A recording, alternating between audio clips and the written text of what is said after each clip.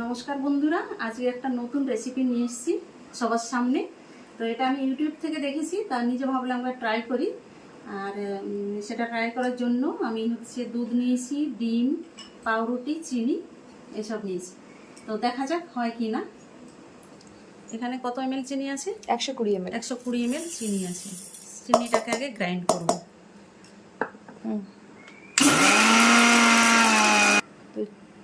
চিনিটা মোটামুটি দেখছো গ্রাইন্ড করা হয়ে গেছে।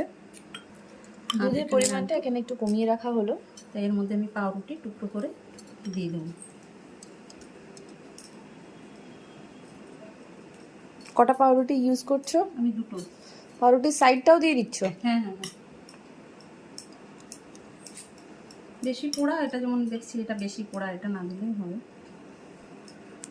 খেয়াল করুন। এরপরে পরিমাণ মতন দুধ দিয়ে ওটাকে মিক্সড করতে হবে। 3টে ডিম আছে, ডিমগুলোর মধ্যে আমি ডাইরেক্ট একবারে দিয়ে দেবো। এর মধ্যে একটা ডিমটা আগে ধুয়ে নিতে হবে।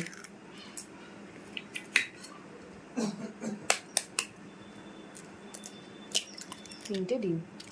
তাহলে চিনি, ডিম দিয়ে দিয়েছি। এবার আমি দুধে ভিজানো পাউরুটিটা দিয়ে দেবো।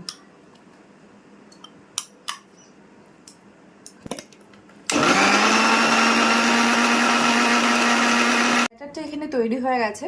আর এইদিকে আমরা আরেকটা কড়াইয়ের মধ্যে ক্যারামেলটা তৈরি করে নেব। তার জন্য দেবো আমি 2 চামচ চিনি আর একটু ওকে। চিনিটাকে ততক্ষণ নাড়াতে হবে যতক্ষণ না চিনিটা লেগে যায়, কিন্তু চিনিটাকে পুরোপুরি মেল্ট করতে হবে।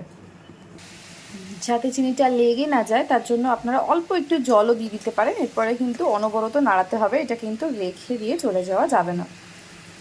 তো এখানে চিনিটা ক্যারামেলাইজ হচ্ছে। এদিকে আমি আরেকটা কন্টেনারের মধ্যে আমার মান অল্প একটু নুন দিয়েছে আর একটা স্ট্যান্ড দিয়ে এটাকে গরম করতে রেখেছে। এটাকে আমরা এখন ঢাকা দিয়ে রাখবো প্রিহিট করার জন্য। তো এটা আমরা ঢাকা দিয়ে প্রিহিট করছি। আর এইখানে কিন্তু চিনিটা ক্যারামেলাইজ হওয়ার জন্য আমরা বসিয়ে রেখেছি। তো চিনিটা কিন্তু আস্তে আস্তে গলে যাচ্ছে সম্পূর্ণরূপে, এবং এর কালারটাও কিন্তু ধীরে ধীরে চেঞ্জ হয়ে যাচ্ছে।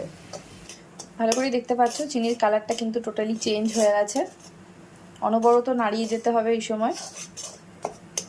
তোমরা নিজেরাই বুঝতে পারছো কালারটা কিন্তু হালকা ব্রাউনিশ অলরেডি হয়ে গেছে, আর জাস্ট একটুখানি হবে। তো এদিকে আমি আরেকটা কন্টেনার নিয়ে নিয়েছি। এখানে কিন্তু কিছু মাখিয়ে রাখা নেই। তো চিনিটা একদম ক্যারামেলাইজড হয়ে যাবে চারিদিক দিয়ে নাড়িয়ে নেওয়ার পর। দেখো কালারটা টোটালি চেঞ্জ হয়ে গেছে। এটা এরপরে এখানে ঢেলে নিতে হবে। এরপরে ধীরে ধীরে এটাকে ঢেলে নিতে হবে। আর ওইদিকে কিন্তু প্রিহিট হচ্ছে। ব্যাস হয়ে গেছে। গ্যাসটা অলরেডি নেভানো হয়ে গেছে। কালারটা তোমরা দেখতেই পাচ্ছ কি সুন্দর একটা কালার, তার সাথে দারুণ একটা ফ্লেভার এসছে।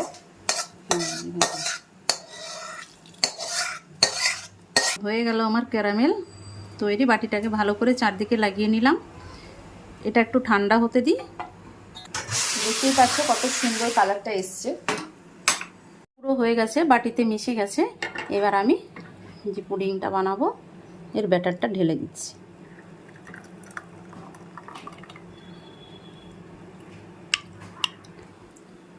একদম হিট হয়ে গেছে, দেখতেই পাচ্ছ ধোঁয়া বেরোচ্ছে। এবার এটাকে আমি বসিয়ে দিলাম। বসিয়ে দিয়ে গ্যাসটা কি বাড়িয়ে রাখতে হবে না কমিয়ে দিতে হবে? প্রথমে 5 মিনিট বাড়িয়ে রাখবো, তারপরে কমিয়ে দেবো গ্যাসটা। আমি দেখতে এসেছি পুডিংটা আদৌ ফুলছে কিনা। চলো লেটস সি। প্রচন্ড গরম। মাই গড, অনেকটা ফুলে গেছে অলরেডি। কেক পুডিং এখানে একদম রেডি হয়ে গেছে। এবার এটাকে আমরা নামিয়ে নেব। এটা নামিয়ে নেওয়ার পরে আমাদেরকে কোথায় রাখতে হবে? ঠান্ডা করতে হবে। হ্যাঁ, ফ্রিজে 1 ঘন্টা রেখে দেবো। আগে একটু জাস্ট ঠান্ডা হওয়ার জন্য রাখতে হবে, তারপরে 1 ঘন্টা এটাকে ফ্রিজে রেখে দিতে হবে। তো আমরা আগে একটু ঠান্ডা করে নেব, তারপরে এটাকে ফ্রিজে রেখে দেবো।